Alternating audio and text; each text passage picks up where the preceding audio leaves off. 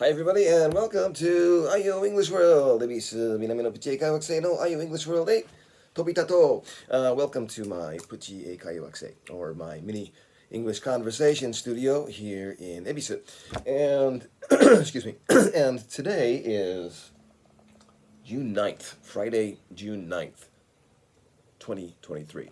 So it's 梅雨、もう梅雨に入ってるんでしょ And so how do you say 梅雨in English? この梅雨はすごいちっちゃいけど、梅雨って書いてます。Well, it's very simple. In English, 梅雨っていうのは、英語で、梅雨って言いたいときは、the rainy season って言うんですよ。Please listen and watch here and repeat after me. よく聞いて、僕の口の動きを見て、真似してください。Rainy. Okay? これは形容詞ですよ。And 梅雨っていうのは、the rainy season. One more time, please listen carefully, look here, and repeat. よく聞いて、口の動きを見て、僕のネイティブの喋り方と発音を真似してください。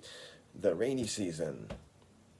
Okay, and here are some other useful real English rainy season expressions, okay?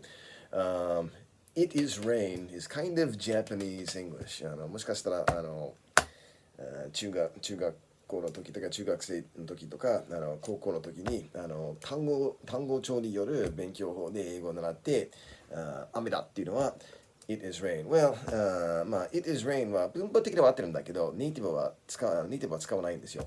It is rain ってそれは雨ですっていう意味なんですよ。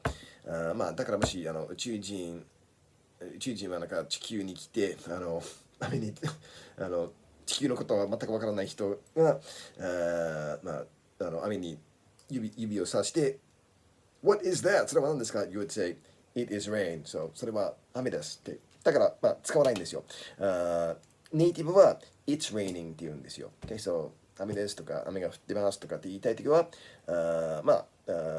現在分詞の raining を使います。So これは現在進行形ですよ。B 動詞 is, it is, 主語 it、B 動詞の is, it is、くっついたら it's、動詞の rain plus ing、it's raining。もう一つね、heavy rain は日本人はよく heavy rain って言うんですよ。なぜならば大雨ってY 辞書で調べたらheavy rain って書いてあるんだけどネイティブは会話で使わないと思うんですよ。